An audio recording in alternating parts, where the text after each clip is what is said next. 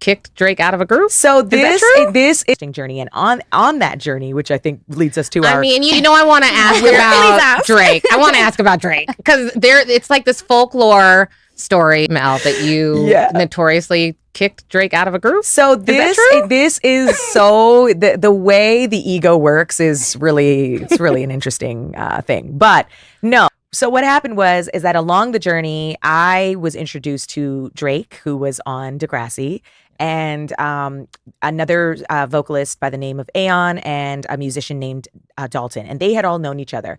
I had kind of met them and we started this collective called the Renaissance. And so in the Renaissance, we were just gigging and trying out, like I was performing some of the songs I was demoing in the States. And Aubrey or Drake, he was, writing rhymes for the first time. He was rapping. Yeah, and he was rapping, but he was still more of an actor. Yeah. And he was very young, like he was younger than all of us. So, we found ourselves in this really cool collective of artistry in the city, and we started performing locally, like little supper clubs, and nobody knew who we were. It was really just more about building our chops as individual artists. And so what ended up happening was my team at the time was like, hey, we have these relationships in the States, everybody here is super talented, let's create a collective and take this to the States and start doing some showcases and stuff like that.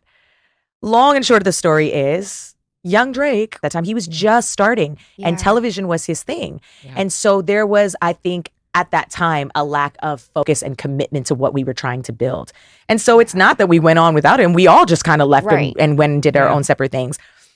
And it's all love. Like there was never anything. I know there's some interview where he was out talking. They kicked me out of the group.